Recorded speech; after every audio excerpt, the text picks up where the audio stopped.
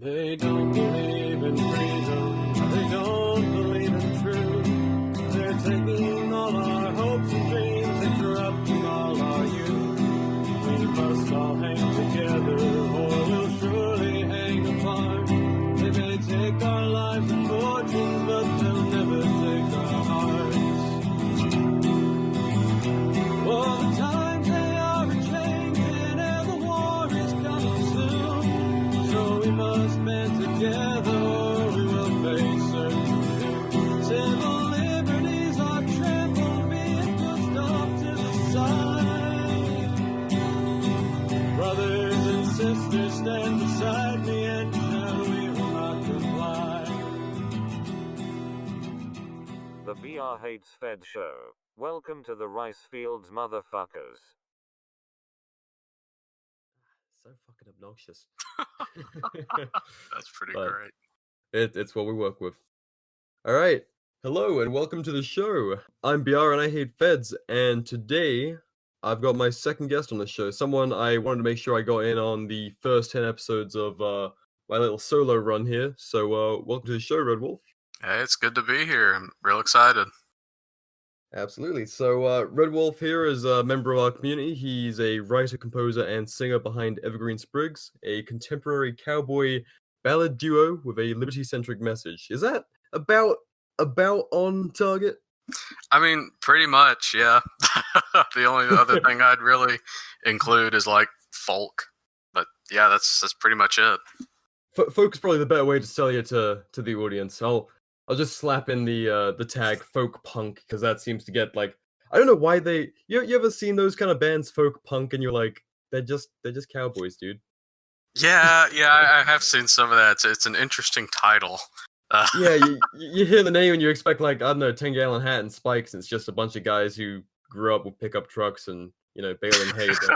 But hey ho, I'm not in charge of culture, so it is what it is. But how'd you get into this mess? I mean, get into the liberty community and, you know, find yourself with this kind of mentality. I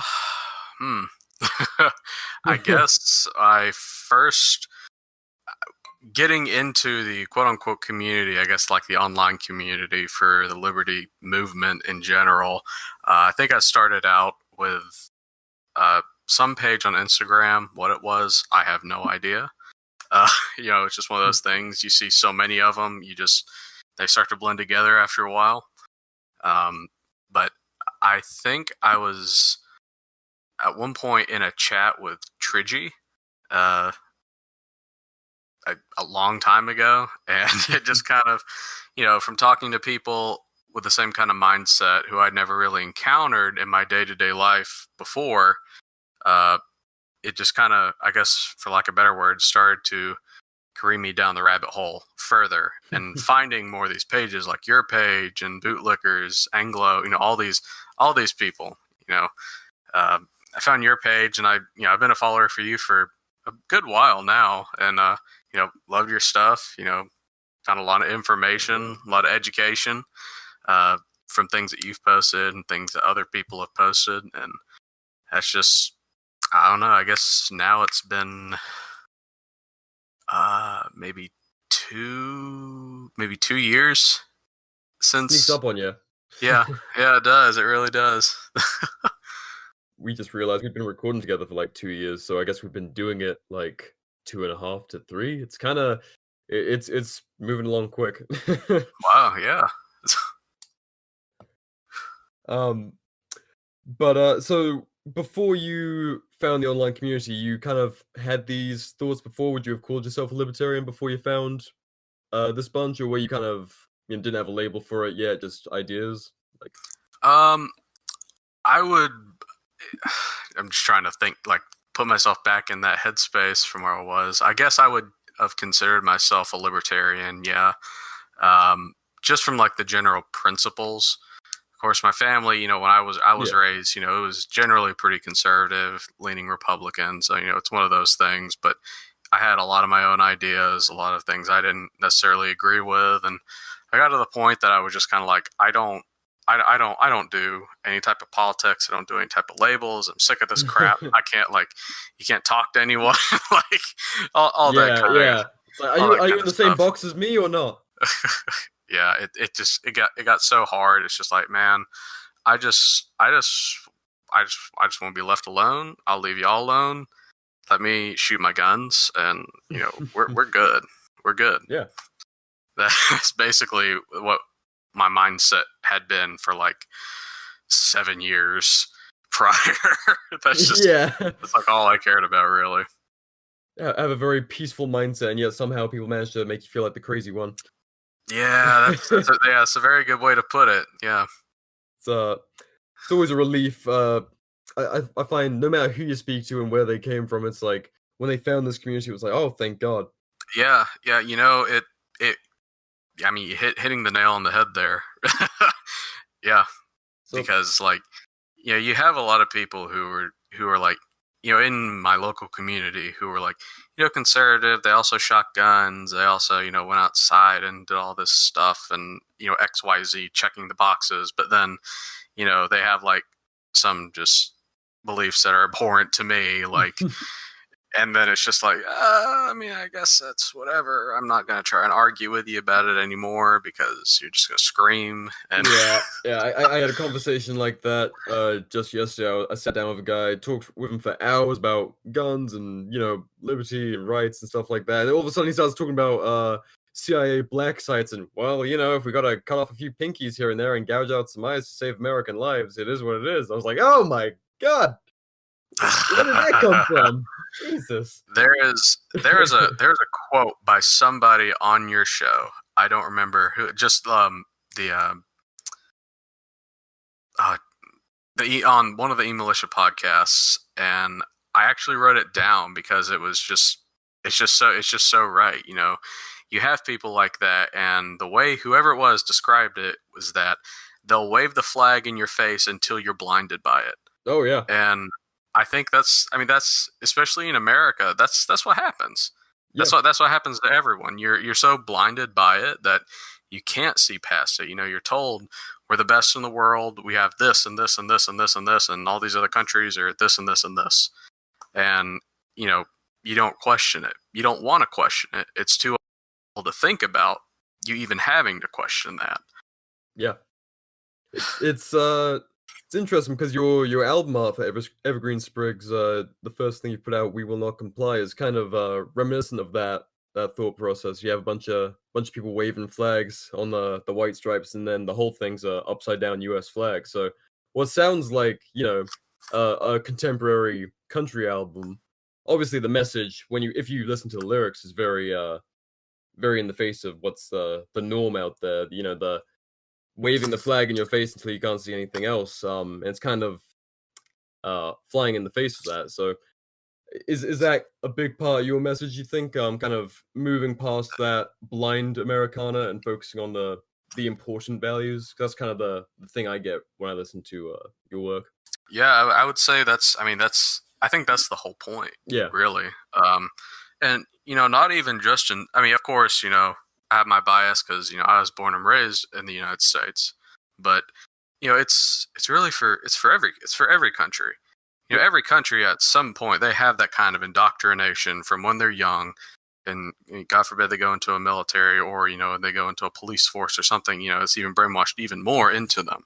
Yeah. And it's so hard to get out of. Like it takes a lot. It takes a whole lot to be able to overcome that, and usually it's by some type of outside force, quote unquote outside force. Yeah, culture. It's a cultural change. It's a cultural shift, and that's what it takes.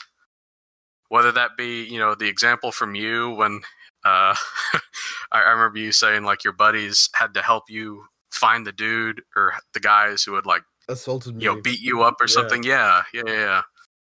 Or just being introduced to ideas that you suddenly find yourself being like, oh, I agree with that, but wait a minute, it doesn't approve with Uncle Sam Daddy. Yeah. Yeah, absolutely. Back in the day, when I followed like early Whiskey and Rebellion, he'd be posting, gun stuff, blah blah blah, and then all of a sudden like libertarian stuff, and then there'd be something about cops. I'm like, oh, you bastard! Like, how could you say that about Heroes in Blue? I wasn't quite that dramatic, but I remember being very offended by the notion that they talk shit about cops, but be pro gun, and until that wore away on me. And yeah, like no one really realizes quite how brainwashed they are until someone's like, "Hey, look over here. There's something else." And Exactly. it we're not getting that from schools. We're not getting that from our politics. So it has to come from culture. As they say, politics is downstream of it. And Yeah. I've been hoping that we'd see more people putting out music with this kind of message, no matter what the genre. Just something that asks for something other than blind obedience or apathy. So Yeah. it's Exactly. it's good to see people putting lyrics to paper and putting something together that's bigger than just standing on a soapbox. It's performance. It's part of culture. And your music's very timely, but also like deeply American to me as an outsider, as someone who really romanticized the kind of outlaw country vibe and the last days of the West and stuff. I can see someone sitting around the fire, singing this stuff to their buddies, and I don't know. It feels very right for this community. That whole cowboyistan vibe we have going. Yeah. Exactly. That kind of those kind of genres are the things that I like the most personally. For Shiva, he doesn't exactly lean that exact same way with those kinds of songs or that kind of genre.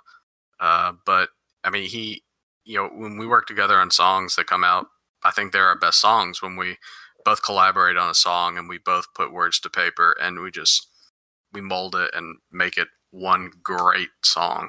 It's not even, because I have some songs on there that are very cowboy westerny or folky, and then there are some that are very, for lack of better words, very modern sounding. Yeah. A real good example of that is Streetlights. That was completely written by Shiva, and of course I sing and perform, but I just, baby, man, yeah.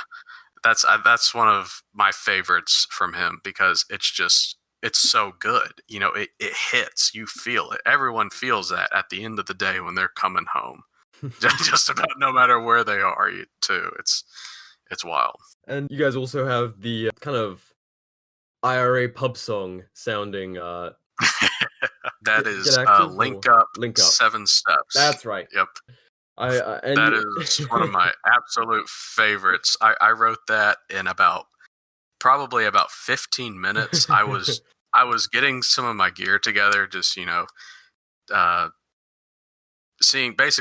like how I could arrange something differently on some of my stuff, and I was just like, I wonder if I could make a song that is like an instruction manual for people just getting into this. And within 15 minutes, I just had it written. I was like, well, damn. Yeah, okay. There it is. It's just fun, and it sounds like something that could have come straight out of Ireland, but you're talking about comms and your gear and stuff, and it's like, this is what we need.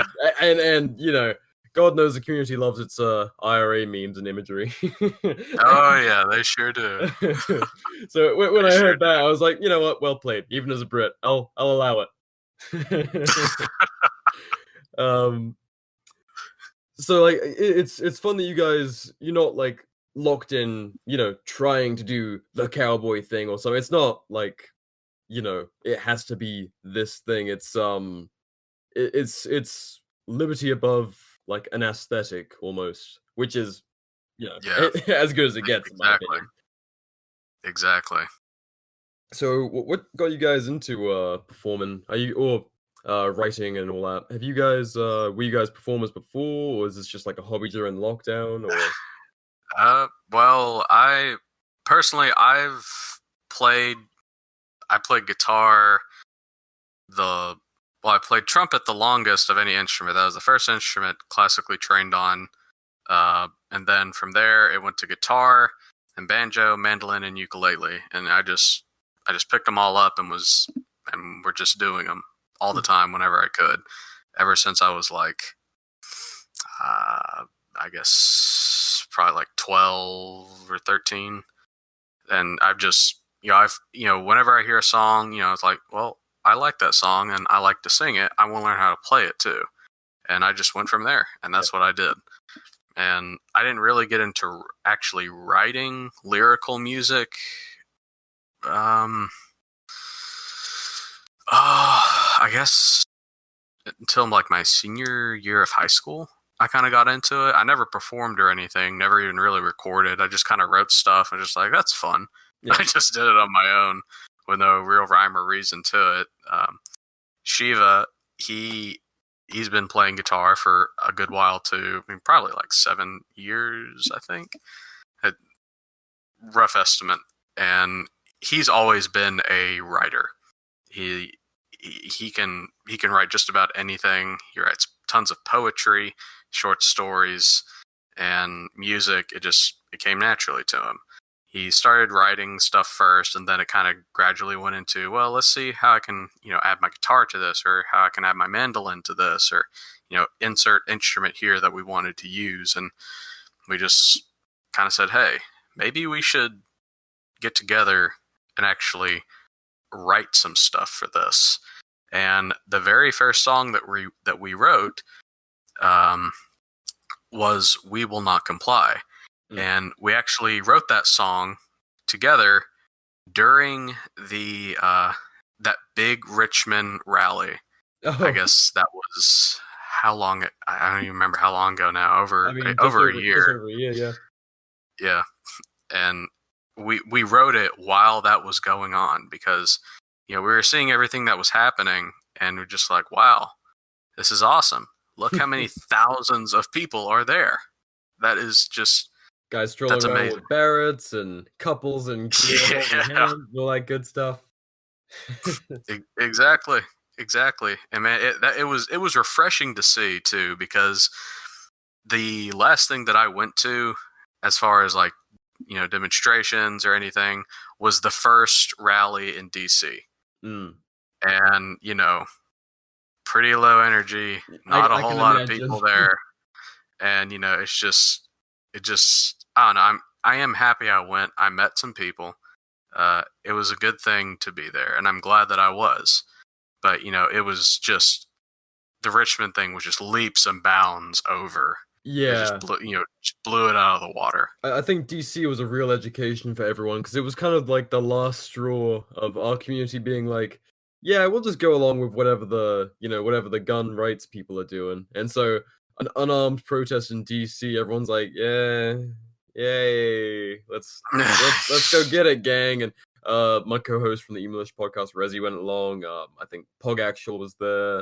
I think I'm not entirely sure. Maybe MOA, I think he was there, or De-Infringed these days. Like there was a fair few people from our community out there who traveled states to get there. And sure enough, it was like kind of a buzzkill. You guys get stared at by a lot of cops, or?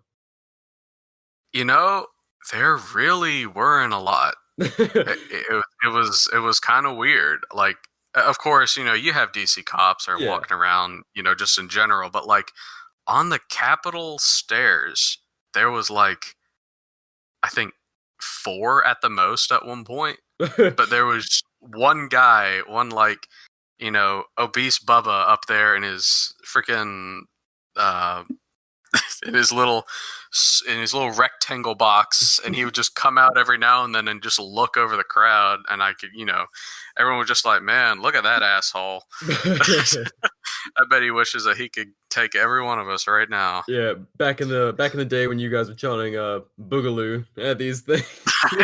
And I remember seeing a few videos that there was some good signs that came out of that protest, in fairness to the people that turned up. Like I think like turn your red flags into red coats or something. I saw that was a good one. I liked that. That was awesome stuff. Back when we were like building up to being fiery, and then sure enough, the Richmond rally was something else. Really, kind of energized everyone. So I can see why it inspired that song. You guys just sitting at home and see it on the news and like, oh yeah, stuff's moving again. Thank God. I knew that was up and coming. Yeah. So I said, okay. I said to Shiva, I said, hey, spend the night. Let's watch this first thing in the morning. and let's see what happens. Let's see what Yeah. goes down, because a lot of people were speculating, oh, Mess. hey guys, Yeah. shit's gonna go down. Stuff is gonna happen, and I mean, fair enough. I guess anything could happen. Oh, yeah. Especially with all the snipers and everything. They were positioned everywhere and all that crap. Yeah, But we were expecting agitators and all sorts of nonsense. oh yeah, I always forget how tense it was right before it. We were like, okay, good luck, guys. I love you. I don't know. I'll just get it out for the homies right now. But yeah, and then next thing you know, you got a guy, or Trigi and all them dancing in the street, singing, barbecuing. It was like, oh, thank fuck. But yeah. and the success of that really propelled the rest of what we did for that year. Yeah, of course, they passed a bunch of crap in Virginia about all that stuff happening. And, that's something that, we know that's going to happen. Yeah. But I think that event probably did more to help spread the message and to help get information out to more people than anything I can think of. Oh, yeah. Because, I mean there were like, what were there, like 40,000 people who went to that march? I see all sorts of crazy numbers from like 10K to 40K. I have no idea what's accurate. I have to ask someone on the ground, but it was a lot. I'd say at least 10,000. Being very conservative, which is still fucking impressive. And I think what that did for everyone was like, oh, good, we're not just basement dwelling, loners who are like this fringe group like they like to make us think we are. It's like, oh no, there's completely regular people from all walks of life. We even had Black Panthers there, and Black Guns Matter. There was people with all sorts of LGBT flags carrying ARs. It was like, like really try and paint us as these fringe wackos. And they tried, but even on like even on the far right circles of propaganda and far left circles of propaganda, you could tell that there was that like cog in the wheelworks in their brain, because like, wait a minute, they knew they were lying. Wait a minute, what is this? This person isn't supposed to be there. Yeah. Why are they smiling and dancing with this person? Yep. And it's just like, man, they didn't really know how to play it. And I used a bunch of, for lack of better words, normies who were commenting on it, being like, what is going on? Yeah. You had there was this clip of, or like kind of infamous clip now of Trigi and a bunch of his group crossing the street, and someone filmed it, and the headline was "White Supremacists in Richmond, Virginia," and like two of the guys in his group were black. It's like, great. Yeah, nice one, guys. Really fucking nailed it. Weirdest. I mean, I guess they're going by the Dave Chappelle skit version of white supremacist, but whatever. So yeah, it was that was like very energizing for the community. And you said that was the first song you released, right? We Will Not Comply. Yep, that was the first one. So that was and how long did you release it after? I'm really not sure, actually, because the thing is, we didn't even have a Instagram page. Yeah. We hadn't even really thought about it, It was just anything. Yeah, inspired. It was just like, hey, let's make a song and somehow post this. Let's somehow get this out there to people. And I did. We did. And it's, we are where we are now. Yeah. Let's see, I posted that first song on February the 5th. That's what it says on Instagram, at least. I mean, these things, we never quite know what our intention is when we dip our toe in the water. Like, my first tactics post was, I think, something about cover versus concealment. Oh no, it wasn't even that. It was about shooting like groin or head if someone has body armor on, and it was just like it was a glorified meme that something I illustrated, and all of a sudden it's like, hey, make more of these. Did you have a similar kind of response with We Will Not Comply, or was it your own efforts that you were like, we should do more? It was a little bit of both. After we had written the first song, and basically wrote it and played it all in the same day, all on that day, and we're just like, this is pretty good. I think this is pretty good. We hit a bunch of highlights. There's a lot of emotion in this. It means a lot. Both means a lot to us. I know just from seeing this rally, I'd give anything if I had written this beforehand and asked someone to play it during that rally. God only knows. Yeah. But, so it just kind of blew up from there. And after I started getting some comments on it, just like, yeah, this is what we should be doing. Absolutely. It's good to see people out there, going beyond that anger and actually being creative with it, trying to make something instead of just just bitch. There's so many, it's the automatic reaction to just bitch and complain, but Oh yeah. when we actually start producing things, that's when we make progress, because people that produce things are, they attract people because it's like, oh, you're creating something, I'm gonna go check this out, instead of just like, oh hey, another angry asshole on the internet. Yeah, exactly.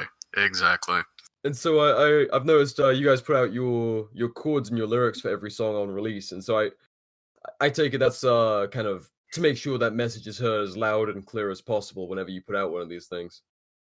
That's exactly the reason. Like, a bunch of people have messaged me saying, "Hey, is it okay if I do a cover of your song?" I'm just like, "Yeah, man. We're not doing this to make money. Like that, we're not making any money." Oh no, you guys could have put on a MAGA hat and done the MAGA challenge if you want to do that. Exactly.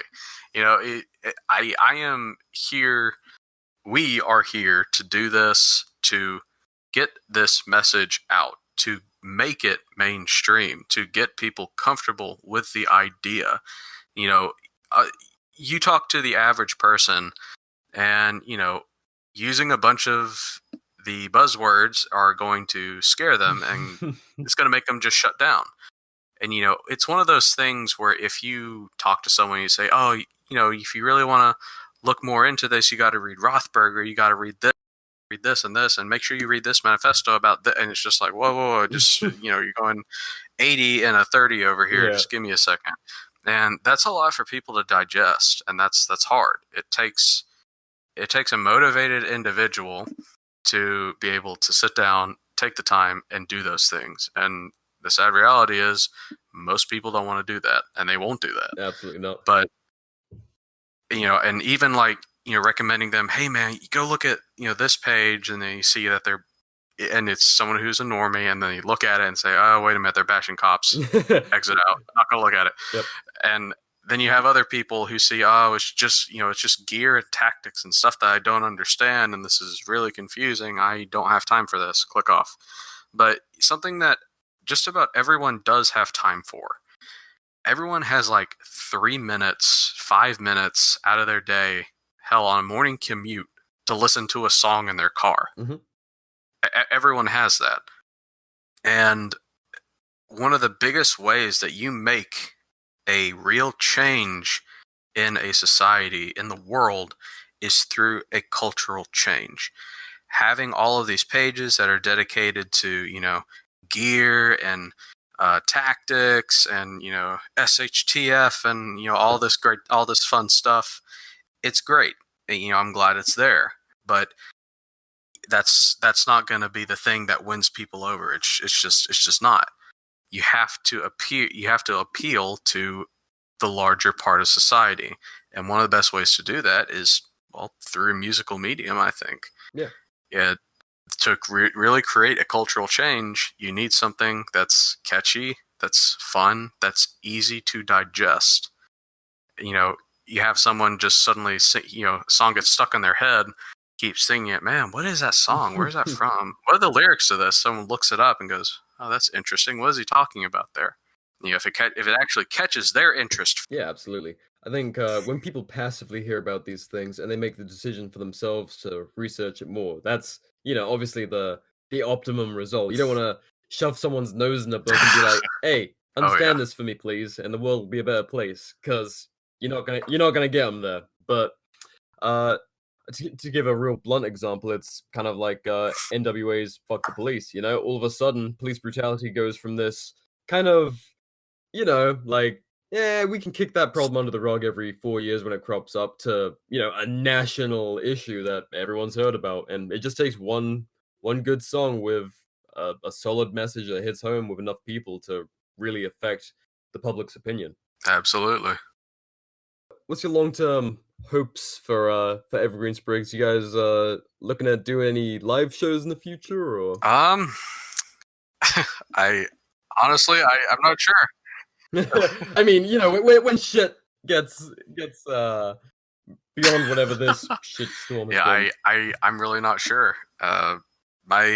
Our biggest thing, honestly, is just, I talk to I basically I just want to get the message out. I just want people to listen to the words that are in my songs, that are in our songs, so that it helps spread. Like, that's really all I care about. I mean, you're working with the right symbolism. I mean, just from the name, I mean, at a cursory glance, I presume it's some kind of reference to the appeal to heaven flag. Yeah, it's the appeal to heaven flag, and also just even before the American Revolution started, in the colonies, way back in the day, there was basically the British had a guy that would come out, and he reserved certain trees to be used for their navy, because these certain pines were the best ones to use for a ship's mast. And if it was on your property, it doesn't matter. If he had marked the tree, it was property of the British government. Good old eminent domain. there you go. And people got pissed about it. And from that point onward, the sprig of evergreen, literally just a sprig of evergreen, plucked off of a pine tree, they would actually put it in their hats. They would wear it on their lapel, and it became a symbol of resistance against that. And it just spiraled from there all the way to the appeal to heaven flag, and it's been used ever since. Oh, that's how these things move. Just took one artist to make it a symbol instead of just an action, a reaction, and we're still flying that thing. Yeah. Just not against the British anymore, which is unfortunate, but that's where we're at. That's something I wanted to get into as well. So the kind of tone of your duo is very. It sounds like, I mean, it could come from any time of cultural strife in this country, but if it weren't for the modern references to gear and stuff. And what's the kind of tone you want to send? Because sometimes you have your more hopeful songs, and your more kind of solemn, like, we are in a situation. And is that the kind of tone you're trying to put out, like, wake up? Because that seems to be what, just from listening through a few times, the kind of reaction I've got is I feel like I'm being grabbed by the shoulders and shaken a little bit, like, hey, buddy. In the best way. I would say that's pretty accurate. That's the biggest thing is, wake up, people. Look around you. Literally open your eyes. Listen to what they're saying. Look at what they're doing. Yeah. It's just, once you have your quote unquote epiphany, it is just baffling to look back. Yeah. It is unbelievable, and you want to do, and even though it's uncomfortable, you want to help people find that epiphany, to see what is going on. Yeah. Because it is horrifying, but it is a freedom that you grant yourself when you do. Absolutely. That's. Oh, sorry. No, you're good. That's the biggest thing that everyone needs to do. If you find that freedom, I mean, you are free. Yeah. It comes down to you. Yeah, as an individual, just making the decisions for yourself. And like a lot of your songs, they've pretty much every song has about 6 red pill moments at least. Just I mean, just as we write our history books, watch for oppressors planted among you. Someone might hear that and be like, what do they mean? I mean, to me, my immediate takeaway is you know, your fellow neighbors voting to have people point guns at you. Is that kind of the intention behind that message? That lyric? Yeah, yeah. I mean, that's pretty much it. You know, it can be made into, you know, a broader thing. Yeah. Like I think when I wrote it, I there was some news in the community or something about a Fed or something that Oh, was yes. literally like like when you look at the pictures of him, I don't remember what it was from, but if you look at the pictures of him, he's in a group protest or something.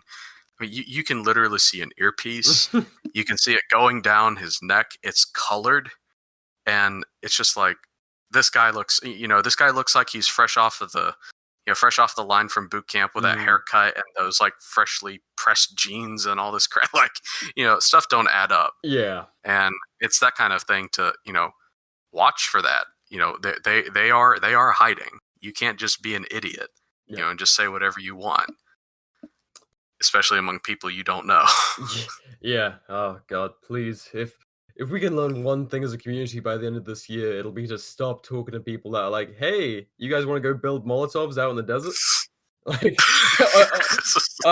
you grab, I don't know, fucking Arby's, you head out to make bombs with someone you don't know. Like, come on, guys. Oh yeah. But as we write our history books, it's been one of the ones that really stuck out to me because I do think about how, you know, our kids, our grandkids will ask us about what we did as, you know, throughout these events that we're living through because, you know, history is right now, which I think is a very important lesson to take away from that song alone. Exactly. And that's what I was thinking about the entire time when I was writing it. I was just like, wow.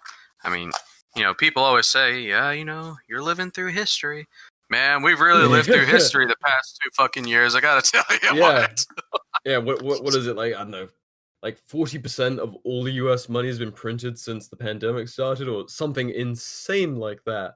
And it's like, Yeah, you don't think that's, you know, historically significant? Do y'all not think this is a problem? Yeah, like these are gonna be on the test. All this stuff's gonna be on the test in a few decades time, and it's important to really take account of what you're doing during all of this, and to be like, am I just sitting by and letting history happen around me, or am I making positive decisions and trying to do some good during all of this? Yeah, for sure. Yeah, the eye of history is gazing on us. As individuals, all we can do is try and unplug from this mess as it's as it's all going on around us. But I really, I mean, I love this. I love most all my songs, but especially this one. I really like the chorus. You know, there is a change in the air. Some feel joy, others despair. You know, that's basically what I'm trying to say there is that there's that classic divide, you know, for especially in news or in politics when politician A does this, people like have a meltdown, and then the other side are like, "Hooray! Cheering This it is the on. best thing that's ever happened." Yeah. You know, They're upset. I love this. yeah, exactly. You know, one of the other big things that I've kind of, I don't know, I guess inadvertently, I've never really actively thought about trying to make that a theme, but cycles. I use yourself kind of stuff. yes, every, like in a lot of these songs. I mean, hell, even one of my songs is called Cycle. But you know, these cycles, they continue. They keep going. We've seen it a million times before, but people don't. They just, it's that classic thing of history repeats itself, and people don't look, people don't pay attention, and they just kind of blow it off. Yeah. And what we have now is the result of that. Yeah. What is it? It's literally the folly of man. We fall into a cycle every single time. Yeah. It's and I mean, I'm hoping the Age of Information is gonna offer up enough people the chance to step back and be like, oh, yeah, I know how this one ends. No, thank you. But we'll see. It's playing out.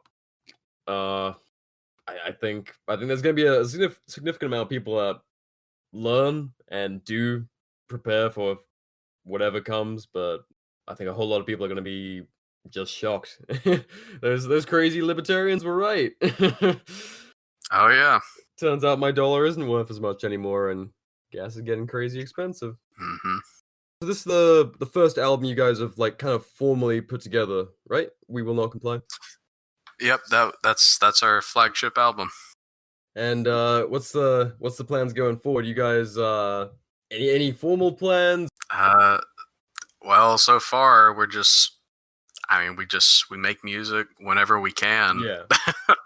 And that's basically been our thing. That's what we do. So, whenever we come out with, at least 10 songs, we can try and put them into a new album, and we just go from there. Just nice and loose, and as the inspiration hits. Yeah, exactly. That's That's exactly how it goes. Well, I mean, it's the way to do it. You guys are, I presume, completely independent.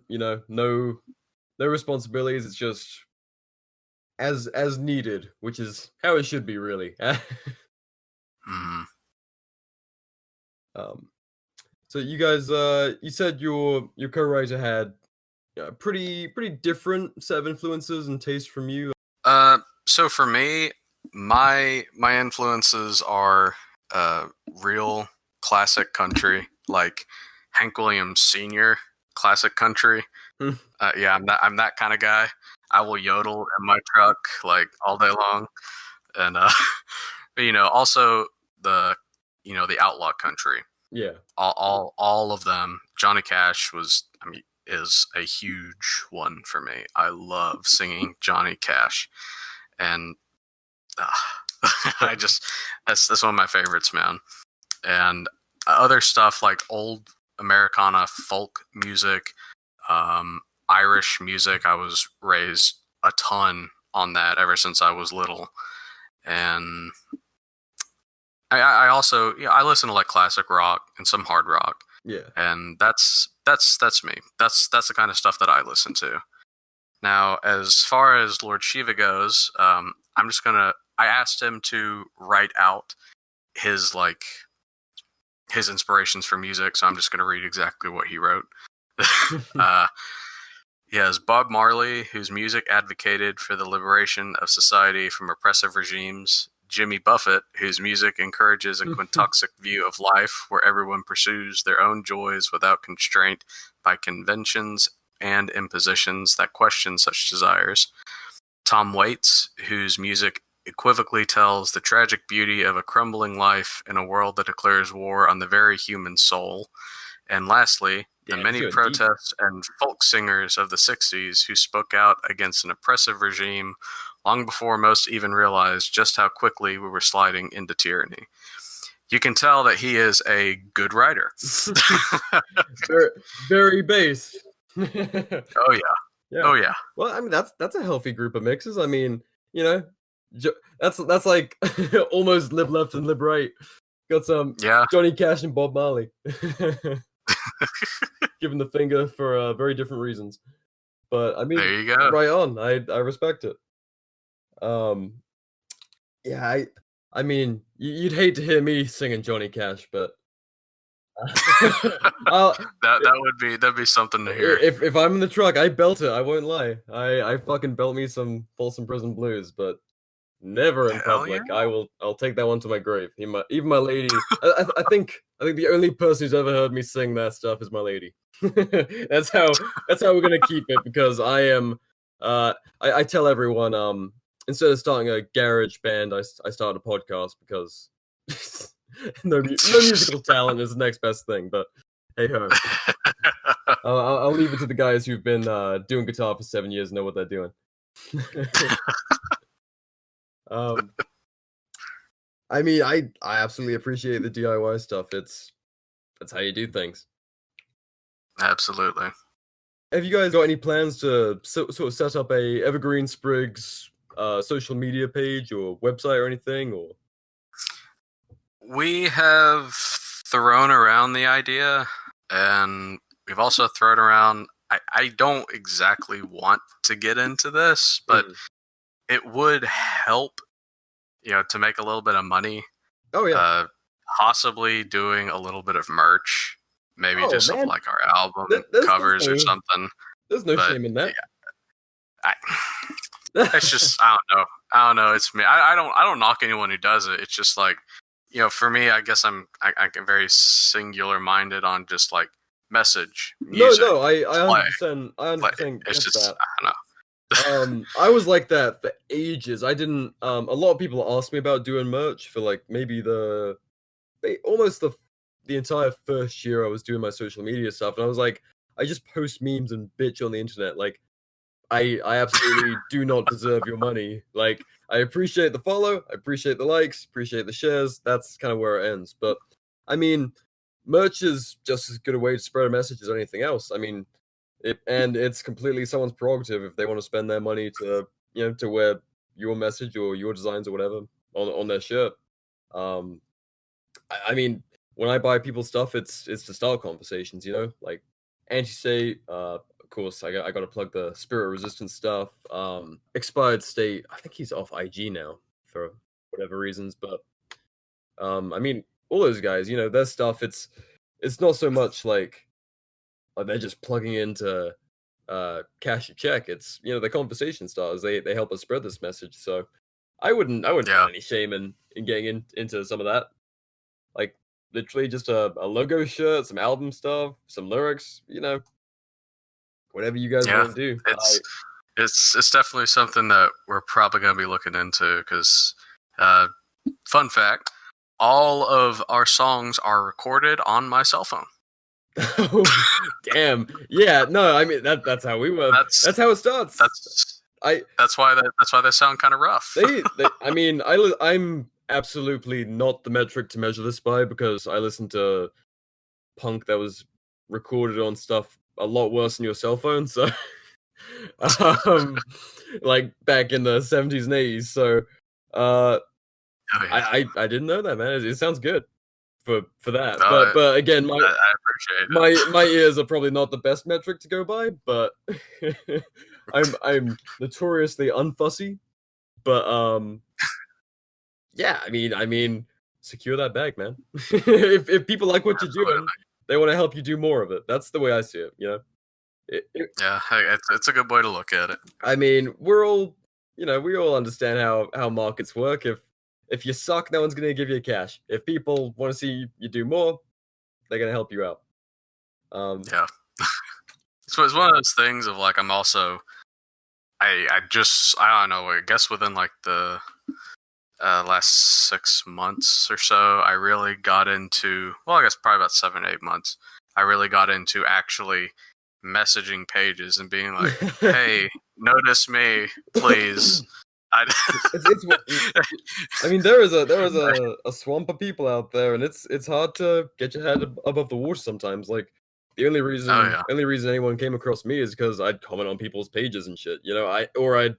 I'd finally work up the nerve to talk to the people I've been following for years and be like, "Hey, what's up? I'm doing this. You're kind of cool." Not like going around like, "Hey, can I get a shout out, please?" But just talking to people, and if enough people see what you're doing and like it, they're gonna help give you a platform. Yeah, absolutely. That's something I've kind of struggled with. Sometimes I don't exactly know how to approach a page and ask, "Hey, would you mind listening to some of my music?" We're all just guys in our mum's basement. There's no shame, There you go. Yeah. Some of us have just been doing this a bit longer than the rest, so. So I've just been broadcasting from downstairs longer than others. Be like, "Mom, chocolate milk." So anyway, like I was saying, Chalky milk and tendies. Yeah, chalky milk. Dad. So as I was saying about refreshing the tree of liberty, but yeah, there's no shame in it, man. And I think I mean, having an Evergreen Sprigs page, I know it's a pain in the ass to run multiple pages. And I'm certainly no saint for for being the best at that. If you look at my Liberty Punk Inc. page, but I mean, it doesn't hurt to have a consistent name across platforms so people can find you easier. Yeah, I need to get into it. I need to start doing that more. It just to help expand, get the name out, get the the title of the band out, the songs out. It's just it's been interesting. I am currently in grad school, and it is something else. kind of a Mac burner, along with a social life. No, I don't. No, I don't have one of those. Yeah. What's that? Yeah, I have not had one of those in a long time, and it gets real hectic because like it's days like I feel like I could have a third album done by now, but I literally don't have the time to just sit down and write them like I could a year ago before I started. And it's a little bit infuriating. Like sometimes I'll just be sitting there like on my way to school or something, and I'll be like, that's an interesting melody that just popped into my head from the window. Okay, let's record that on my phone and listen to it later because I'm going to forget it in 5 seconds. I'll get that. Or sometimes I guess from just inspiration for words. Of course, I have thoughts about generally what I want to write about. Yeah. But sometimes just like a whole verse or a line will just come to me completely randomly, and it's just like, okay, all right, let me text that down on my phone real quick.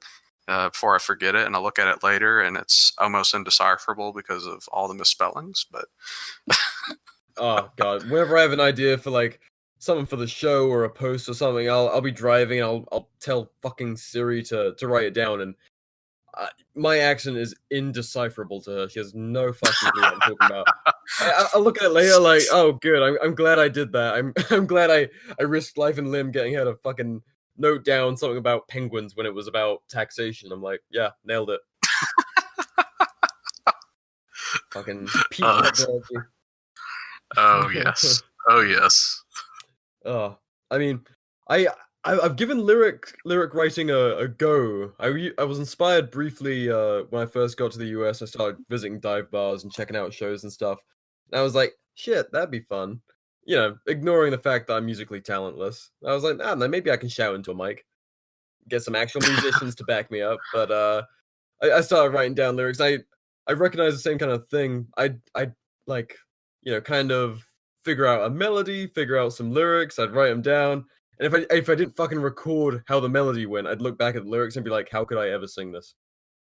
How could I ever sing this? I'd be like, that those are just words. It's not a song, dude. Like, scrap it and move on.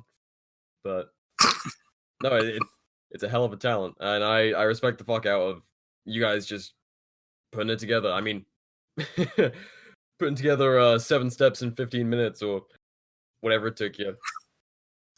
Yep, about 15 minutes. I'm glad we have guys like you in the community with some talent. Well, I appreciate that. Yeah, we're seeing more and more people kind of find their niche and being like, hey, I'm good at this. You guys into this? And everyone's like, oh fuck yeah, we are. We love that. So yep. I love to see it, and I'm happy it's out there. That was when I was first starting up. I had some thoughts about, I would like to get into the Liberty community on a page or something to help spread the influence of this. But the oversaturation of, one thing I know pretty dang well is gear stuff and tactics stuff. I had a little bit of time in that kind of realm myself, and I was like, well, there are like 800 pages that I'm following that already do all of this stuff. Like, we do not need another one. I was like, what can I do? And I don't know. I guess the idea had never come to me to be like, hey, idiot, you can play guitar and sing. You want to try that? And I was like, oh, thanks, self. Maybe I will. Definitely the community to put that out into. I mean, hopefully we get some more people listening to you guys, and we'll have enough people screaming for a second album soon enough. Yeah, absolutely. The second album should release in, I think, I'm going to say probably about 4 weeks. Oh, really? We release our album after we've posted all the songs on Instagram that are on the album. It's confusing. I did not plan it super well, but that's just how it's been going. We live and learn. Exactly. I've hardly got weekly episodes coming out for the E-Militia, so no judgment. we're learning as we do. Interesting little side fact about this album. All except 3 of the songs, because I released 3 songs just completely independently and randomly, just because I was like, hey, these are really good ideas for songs. I need to get them out. So I did. But all of the other songs, I think 10 of them, maybe 11, we recorded in a 2-day span over at some point in time during December. And it was doggy. it was a lot. That was a lot. My voice was tired. Oh man, because that was the only day that we could get together and actually record together. So we had to get every bit done that we possibly could. Ooh. And somehow we did it. Get some throat coat tea, avoid the whiskey, and cross your fingers. Yeah. And appreciate the gravelly sound as your throat rips. It helps on some songs. when you just leave all the ones that need a bit of extra gravel for right at the end of the day. You'd be like, exactly. Man, I could hear the pain in his voice. It's like, yeah, he had to go to the hospital afterwards. Yeah, he's he can't even speak. That's his last work, but hey ho, left it. Absolutely. Well, fucking killer, man. Anything else you want to mention before we finish here? Let's see. Oh yeah. So, people ask all the time, and it's because I do not know how to promote myself in any way, shape, or form. Just for everyone listening, if you want to find us and listen to our songs, you can find them on the following platforms: Spotify, iTunes, TikTok, Google Play, and YouTube Music, Pandora, Deezer, Tidal, Napster, iHeartRadio, Claro Musical, Savardra, I think that's how you pronounce it, Angheim, KKBox, NetEase, MediaNet, Instagram and Facebook, and Shazam. And to find us, type in Evergreen Sprigs. That's how you'll find us on all of those platforms, and you'll find our songs. We release all the songs one album at a time. So We Will Not Comply is the only album that's out currently. And in about 4 to 5 weeks, our second album will be out. Oh, that's a mouthful. There you go. You got all that. That was a lot more elegant than some people, including my co-host and myself. We have stumbled through some plugs, but nice. And yourself, we can find you on Instagram. Yeah, I forgot about that. You can find me on Instagram at just type in RedWolf1776. I should pop up. Nice, good stuff. Well, thanks for coming on, man, and we'll put all those links in the description, and I'll have to give you a crash course in marketing, because that's all I do. That's my apocalypse skill. I'm gonna help everyone sell their beans and ammo and shit, I guess. Hey, there you go. There you go. Someone's got to do it. Yeah. But thanks for coming on, man. It's been a pleasure. Yeah, I really appreciate it, man, and thanks for letting me come on. Absolutely. Probably the biggest pages who I've talked to so far, and helps out a ton. Again, my biggest thing is I just want to get the message out as best I can. Well, I'm hoping in 3 years' time, people are gonna be able to go down to a local dive bar or local country bar, whatever it is, and hear you guys put some songs on. Or man, Whew, I'm a dive bar guy, man. I have to romanticize it. there you go. But we'll see. Yeah, thanks for listening, guys, and we'll see you next time. See y'all.